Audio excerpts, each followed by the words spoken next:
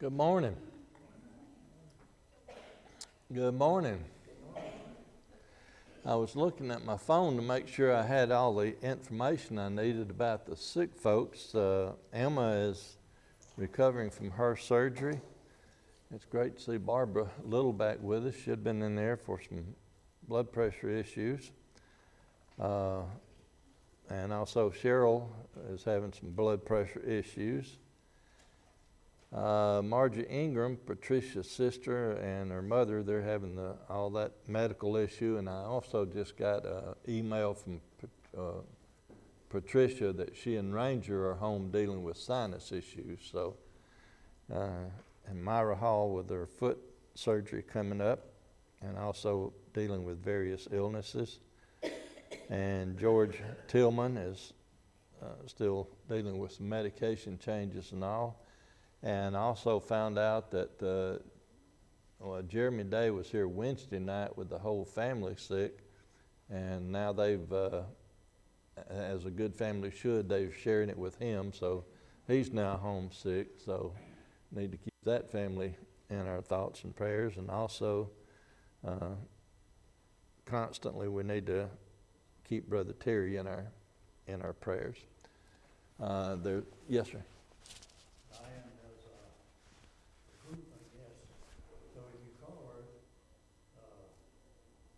Speaking to the man of the house. Okay. She used to say tenor, but now she's bass. Diane's home with a respiratory problem. We also have a whole slew of people that's going to be out traveling and all, if not now, during the upcoming week or two. So need to keep all those travelers in our thoughts and prayers also. Betty's still sick, Larry. And Betty Bedell is still on the sick list. So. And from watching the news and all, it appears as though a lot more people are going to be getting sick over the next few months. It's the flu season and other things, so just need to be aware and be safe. Anything else? Well, Brother Kirk, would you lead us in a prayer, please?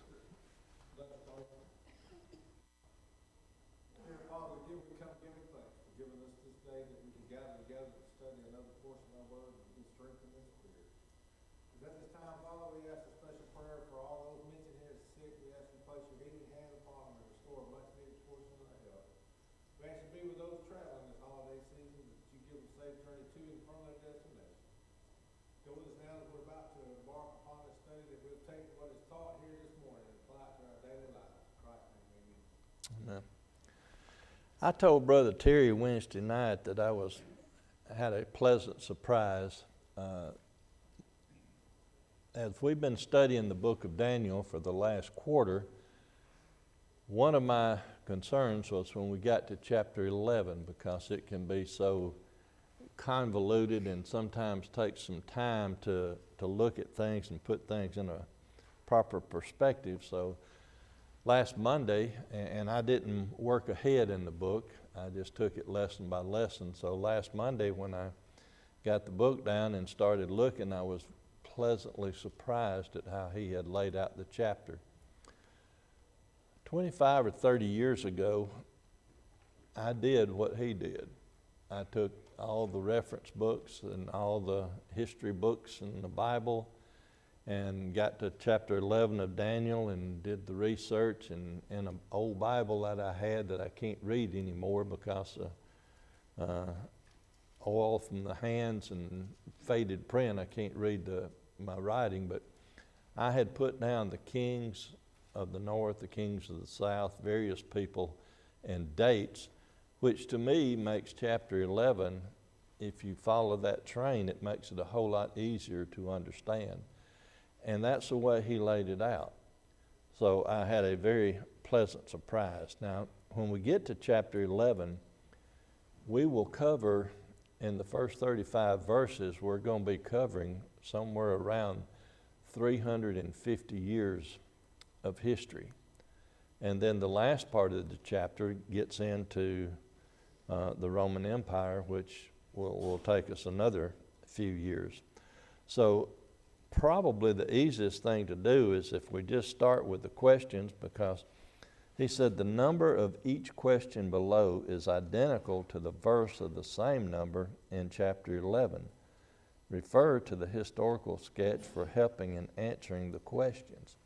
So by doing that, as we read the questions, I'll give you a little extra information on a few things here historically that he did not put down. And hopefully this will make chapter 11 make a whole lot more sense to you than just reading it and saying this king and that king and strong king stood and weak king fell and all like that. But it starts out in the first year of Darius the Mede, even I stood to confirm and to strengthen him. Now, we had already discussed last week where this chapter takes place a couple of years before the chapter 10 that we studied last week. And in chapter 1, verse 1, the first question is, the one speaking to Daniel in Daniel 10 stood to do what? To do blank and blank him, Michael, in the first year of Darius the Mede. So what did the one standing in the previous chapter do to help Michael here? Confirm and strengthen, aid and strengthen, aid and support. Correct. In verse 2, there shall stand up 3 kings in Persia and a 4th, and this is, you have to refer to his writing, and the 3 kings that followed were first off, that followed Cyrus, which Cyrus was about 539 to 530 BC. Cambyses the second was next. Gayameth was the next, and Darius the first, the great, we had discussed him in chapter 9. If you'll recall, we had put chapter 9 at the end of the book, and we had discussed him at that point. And then the 4th king was Xerxes, but what's another name for Xerxes? In another book of the Bible, we find him. Ahasuerus, and we find him in what book? Be the book of Esther. If you recall, we said Esther was contemporary with Ezra, probably about chapter 6 and 7, and Ezra and Nehemiah and Esther, so they're all in the same time frame as the people going back to Jerusalem and starting up Jerusalem. He would be far richer than all of them and use his riches to set up the realm of Greece. Number 3, who is the mighty king that shall rule with great domination and do according to his will? In Daniel 3. Daniel 3 says, and a mighty king shall stand up that shall rule with great dominion and do according to his will. That would be Alexander the Great, and he comes on the scene about 336. So we've already moved from 539 to 336, and he rules from 336 to 324, and he is actually Alexander. He has several names: Alexander the Third, Alexander the Great, Alexander of Macedonia. And here's where you need just a little bit of extra information, I think. If I were to ask you who Cleopatra is, what would you say? Who is Cleopatra? The Queen of Egypt. When did this Queen of Egypt live and die? We know that she was, well, to give you the information, it was 69 BC to 30 BC. She lived 39 years before she committed suicide, and she was the, well, she and Mark Antony, the Roman had a thing going. The reason I mention that is we're going to see some Cleopatras in here, and it's not going to be Cleopatra the queen that we think about. She is actually Cleopatra the seventh. Now, the reason I mention that is Cleopatra was just a common name. And the parents of Alexander the Great was Philip II of Macedonia and Olympias. Philip II had 7 wives. Now, they're not exactly sure in which order these 7 wives were, but they're pretty sure that Olympias was the 4th of his wives. And Philip II and Olympias had Alexander that would become Alexander the Great, and they also had one other child, a female, named Cleopatra. So Alexander the Great had a sister named Cleopatra. Now, when we get down to wife number 7 of Philip, he had married a Cleopatra. When he died, Olympia had that Cleopatra and her daughter Europa killed. When you look at the history during this period of time, there was a whole lot of infighting going on, a whole lot of jealousy, and some people want to call it intrigue, but there was just you could be sitting next to somebody that was smiling at you, but you better watch out because a knife's going in your back. Families just did families in for power. It was a power struggle.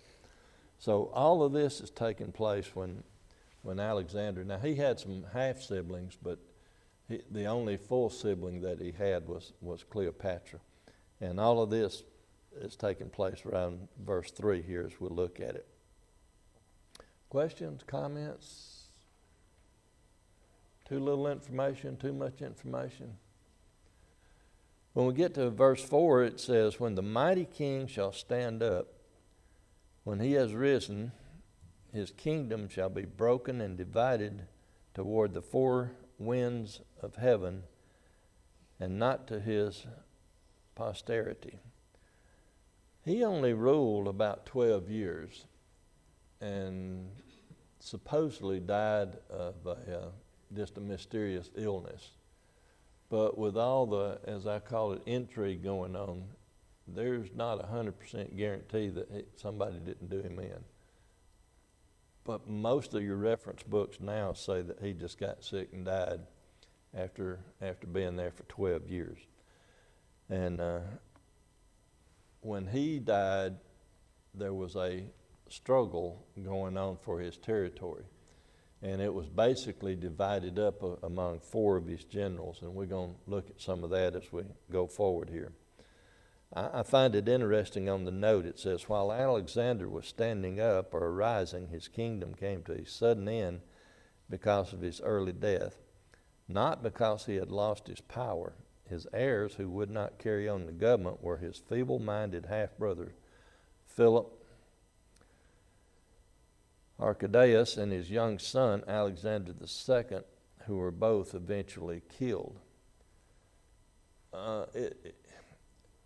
Even up into English history in the 1500 ADs and all, because of so much inmarrying going on, there was a lot of, and I'll use the harsh word for it, there was a lot of insanity in the royal families all the way back to here and on up.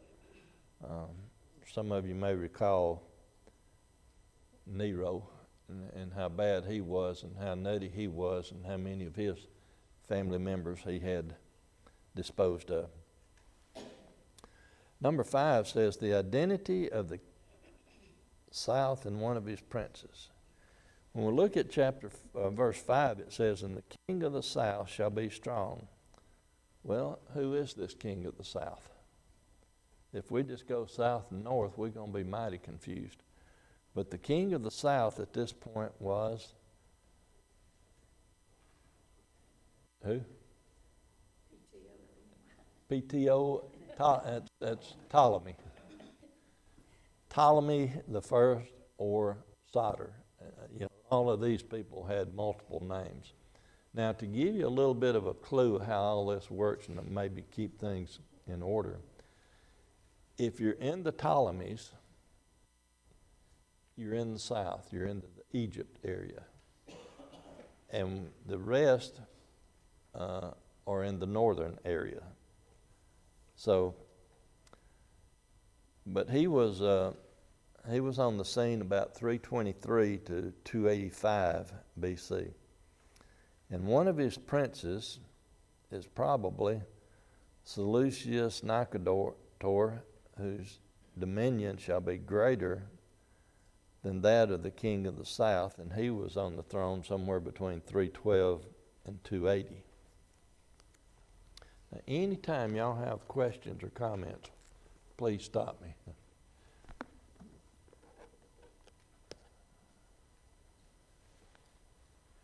Verse 6,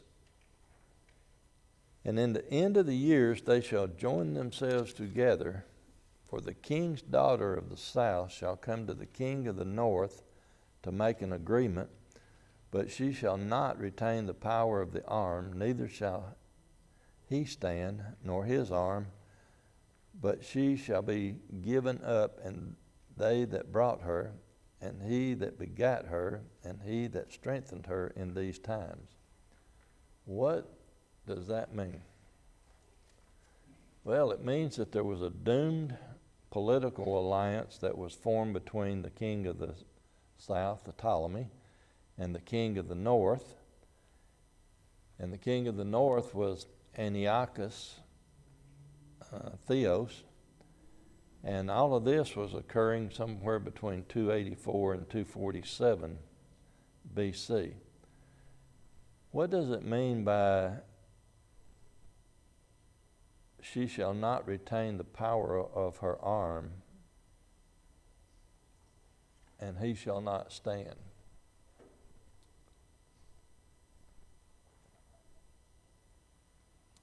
It means they won't have any political strength, that things are going to be, see if we can explain it a little bit more with part B. The king's daughter of the south, Berenice, shall not retain her strength, but shall be given up, meaning murdered, by the son of her rival. Now, her rival at the time was Laodice. Laodice was the wife of Antiochus. But when they made this political agreement, part of that agreement was that Antiochus would divorce Laodice, and none of his heirs by her would ever be able to be in power. And then he would marry Berenice, the daughter of Ptolemy, the king of Egypt, or the king of the south. After 2 years, Ptolemy died. So Antiochus divorced Berenice. She had also had a son, but he had divorced her and remarried Laodice. However, remember all that intrigue we're talking about? Laodice was not a happy camper. So she wound up killing, or having killed, Berenice and her son. And also Antiochus found himself killed. So, and then Laodice and one of her sons then took over the reign and took over the power. Now you can understand why Daniel was in such a state of confusion and frustration. Now, in verse 8, And shall also carry captive into Egypt their gods with their princes and with their precious vessels of silver and of gold, and he shall continue more years than the king of the north. Now this is another Ptolemy. Euergetes shall carry into Egypt their gods with their molten image and their silver and their gold. And again, we move down now to about 247, 222 BC.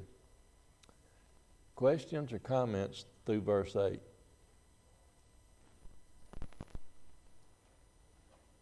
Somebody say something. I feel like a boring history teacher up here right now.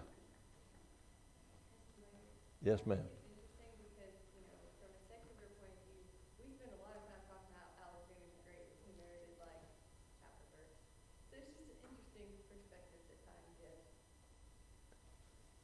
That's what I love about history, and I know some of them people don't, but that's what I find intriguing is all the, if you call it the backstory, the infighting, or what goes on behind the scene.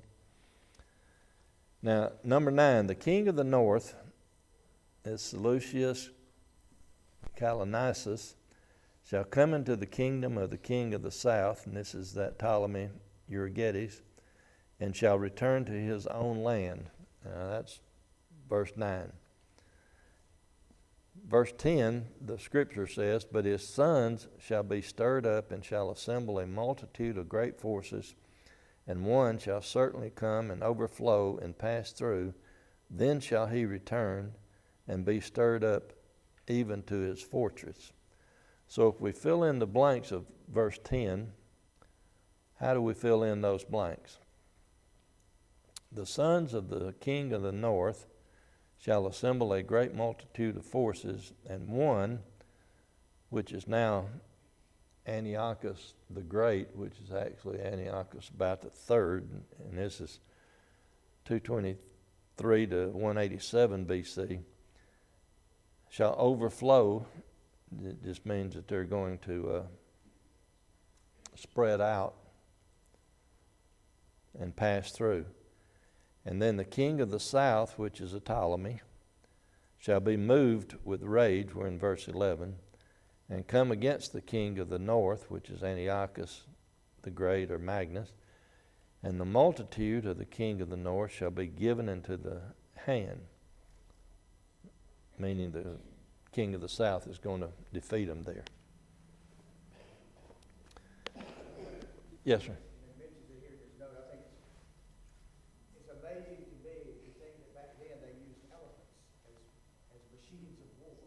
Yes, sir.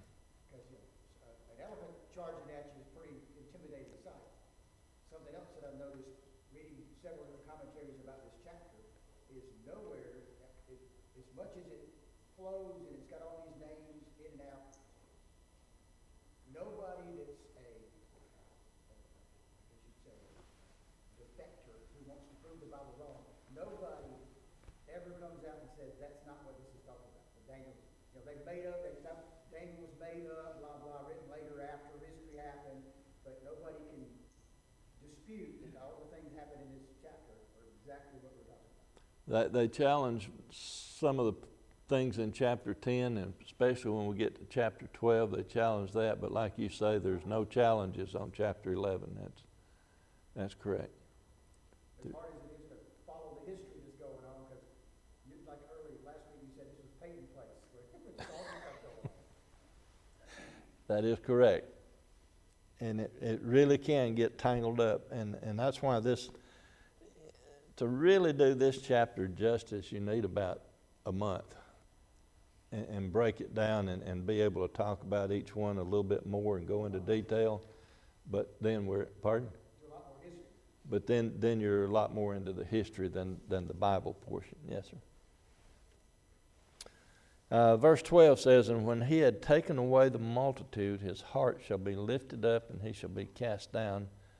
He shall cast down many 10,000s, and he shall not be strengthened by it. What does the phrase, his heart lifted up, mean?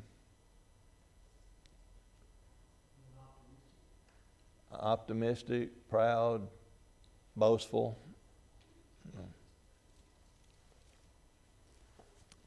Now, verse 13, for the king of the north shall return and shall set forth a multitude greater than the former, and shall come after certain years with a great army and with much riches.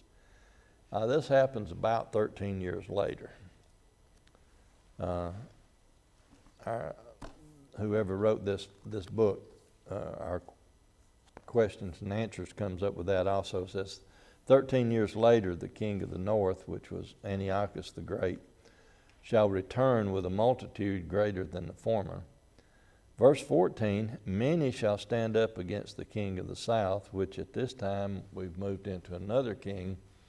It's Epiphanes, Ptolemy Epiphanes, and this is around 205 to 182 BC. Also robbers of the people, but they shall fall. Verse 15, the king of the north, Antiochus the Great, shall take the most city and the arms or forces of the south, and they shall not withstand. In 16, Antiochus the Great shall stand in the glorious land, which by his hand shall be consumed, meaning destruction in his power. 17, to ensure his advantage, the king of the north, Antiochus, shall give his daughter to the king of the south. Now here's where we can pause and do a little bit more of that intrigue. What would be the name of his daughter? To ensure the advantages of the king of the north, Antiochus the Great shall give his daughter Cleopatra. Which Cleopatra? We've already named several. This is Cleopatra the first, and like I say, we've had Cleopatra, the wife of Philip II. We've had Cleopatra, a daughter of Philip II and Olympias. But here, when we go with the first, that means that starting here, in the line of succession from Cleopatra the first all the way down to Cleopatra the seventh that we mentioned early on, there is that line, which means that Cleopatra the seventh was in essence a direct descendant back to Antiochus the Great. And she is the last ruler in Egypt of the Herodian line. So that gives you a connection, a tie-in between this. But he gave her, Cleopatra the first, to Ptolemy Epiphanes. At the time this happened, she was only about 10 years old, 10 or 11 years old. And he was about 16, Ptolemy Epiphanes. It is amazing to me as you look back in history how many times a king or a queen was not an adult, wasn't even old enough to decide what they was going to eat for breakfast, but yet they were royalty, they were on the throne. And it all had to do, they hadn't dated, they hadn't fell in love, they hadn't done any of that. It was all a political arrangement. It was a for power and protection arrangement.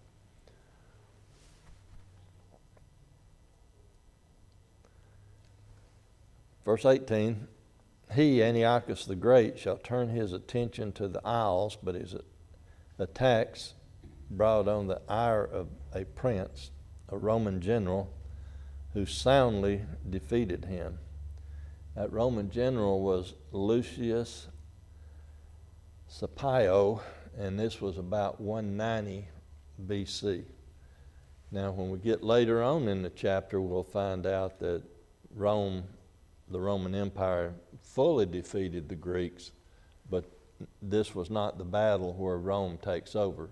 This doesn't happen for about a few more years. Well, we'll get down to that shortly. But after his great defeat, Antiochus the Great shall return to his own land, where he shall stumble and fall and not be found. And this happened he ruled from 187 to 175, and they lost track of him in 175.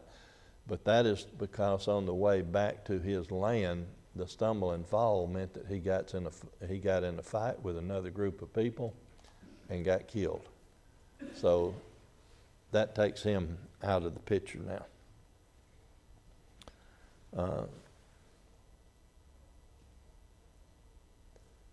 Elemaeus was the town that he was going to, or territory that he was going to try to battle.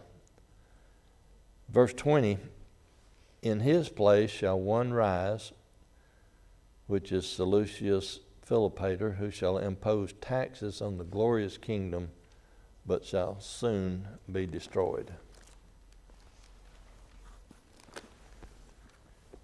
Then stood up verse 21.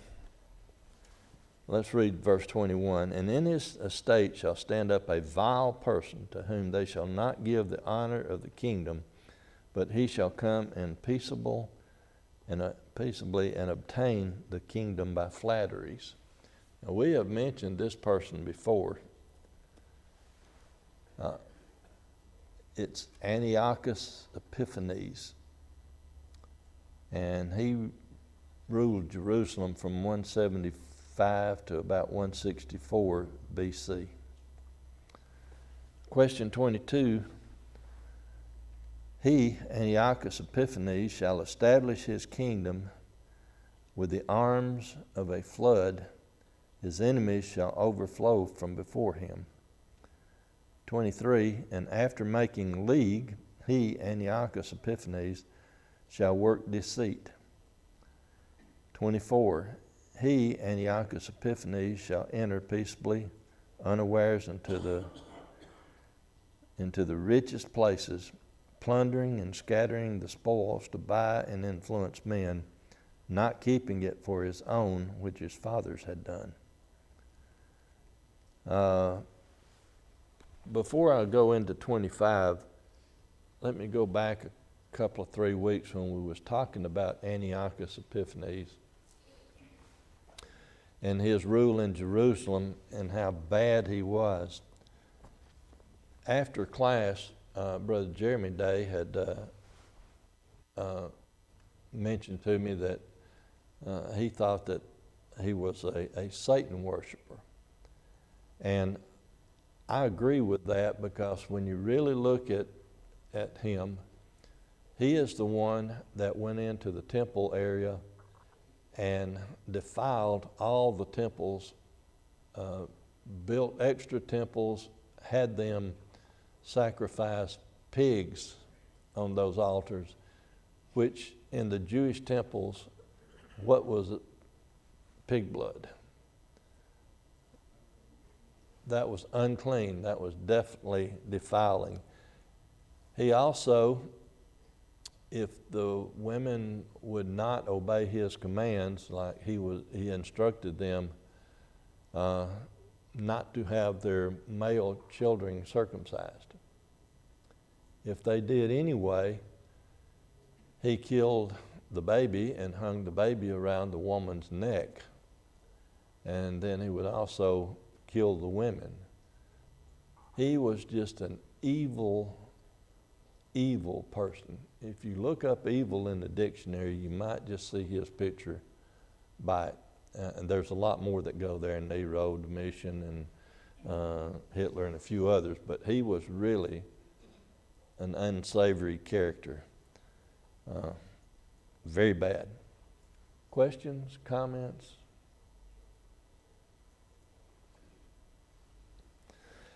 Number 25, verse 25. He, and this again is Epiphanes, shall stir up his power and courage to go against the king of the south, which is now another Ptolemy, Philometor. And the king of the south shall be stirred up to a battle with very great and mighty army, but he shall not stand because of devices against him. Those that support the king of the south, the Ptolemy, shall spread out, overflow him, and the army shall fall down slain. They made the mistake of spreading out instead of combining together. If you're going to be in a fight, there's security in numbers. You don't want to spread your forces too thin.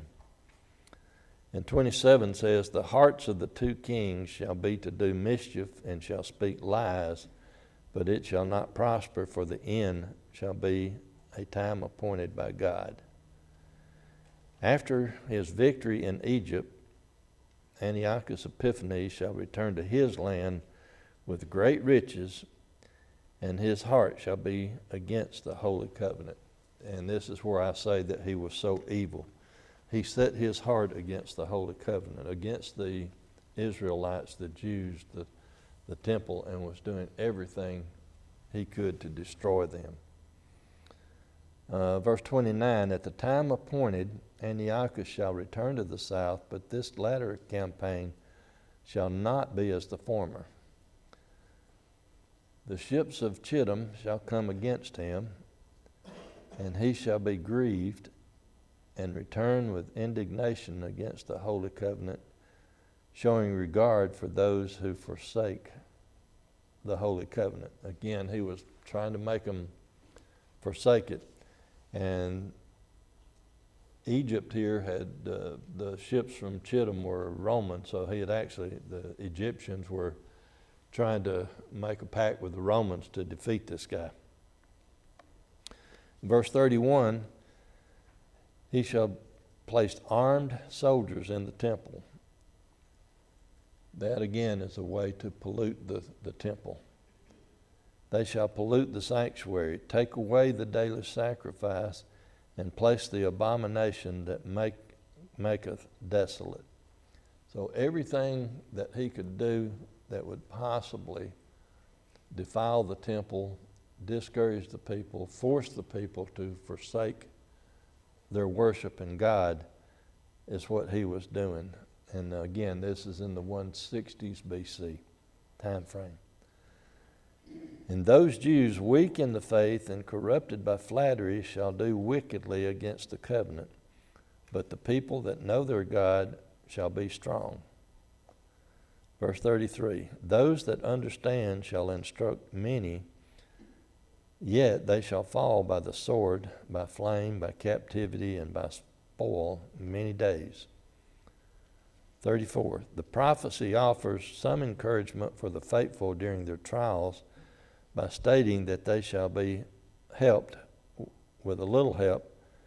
And this is possibly, as he says here, in reference to the Maccabean revolt, which we know the Maccabeans and all that took place around this time frame, but didn't say it definitely was a cause of it. And many shall join them by flatteries.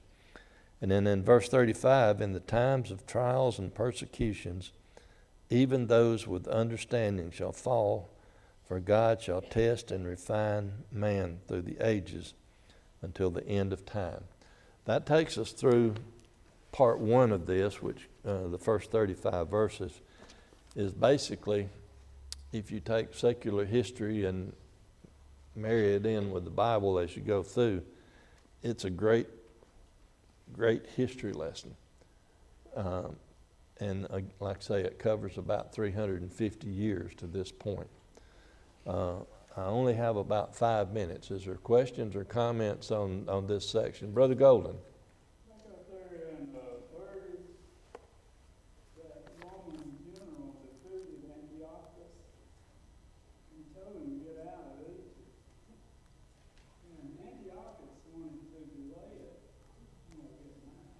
Right. Get out right then. But this Roman general drew a circle with his sword when he said, once you step out of that circle, you better make that decision. If you don't get out, I'm getting you out. So he agreed to get out. And I think on his way back up to Syria, he kind of wanted to take it out on the Jews. As he passed through Jerusalem, he So the poor Jews were suffering his wrath.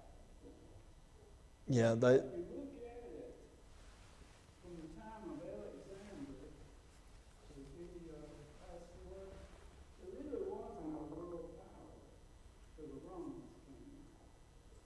But in between that, the Egyptian leaders and the Assyrian leaders were continually battling each other. And poor Israel was caught in the middle of that. right. Yeah, when Alexander the Great died and his country was broken up into 4 parts, and then mainly the two that we've been talking about all the time, the North and the South, they were constantly at each other all the way up until the time the Romans finally came in, and that was about 60 BC is when they finally defeated Greece once and for all and established a new kingdom. But from Alexander the Great's death in the 330s to about 60, for about 300 years there, 280 years, there was no real great kingdom. We call it the Greek period, but there was a lot of struggle going on. Yes, sir, absolutely. Questions, comments? I didn't make a note of it, Larry, but when was chapter 11? When did he see that vision? What year? He saw that vision in the first year, which would have been about 539. And he was talking about stuff that's 300 years in the future. He was talking about stuff 300 years, well, yeah, 300 to 400 years in, as we get to the close of the chapter, which looks like we're going to have to do next week. But, chapter 12 is a relatively short chapter. There is a lot of mystery around some of it that we'll get into. But we will start getting into the second part here in the next 3 minutes. No, we won't. Yes, sir. Even though we talk about the intertestamental period, there's no direct revelation from God. God gives us a picture through all of this of what's going to happen, things that are taking place. Brother Clint's just made the comment that some people want to say that there's no real written history between the intertestamental period, between the close of the Old Testament, and the beginning of the New. And also Brother Dave made this comment a couple of weeks ago. But right here, when we look at Daniel, Daniel is laying out that intertestamental period, all the infighting going on, even up into the time the Romans take over. And when the Romans take over, they start setting the stage for the change in the laws and putting appointed priests into the high positions, which were not Levites, which were not supposed to be the high priest. But the change occurs all the way down into when we get into the New Testament period. So there is, in my estimation anyway, a lot of Bible information about that intertestamental period if we just sit down and put it together. Is that where you was going, Brother Klein? Anything else? Because I've only got a minute now. I'm not going to get into section 2. Well, it looks like it goes through the destruction of Jerusalem in AD 70. Right. You get rid of the Jewish way of life, and then that really opens the door for Christianity. Once you get the Jews out of the way, Christianity has just better chance of surviving. Well, bell rang, but it was a process. When Christ was doing his teaching and setting things in motion, when he died on the cross, that established the new covenant at that point. But it was the next 35 or so years until AD 70, when the Jewish temple was destroyed, that all their records were destroyed also, which meant they couldn't go back in their lineage, and that sort of put a cap on it. But Yeah, the Jews originally were legacy and Right. Thank y'all so much.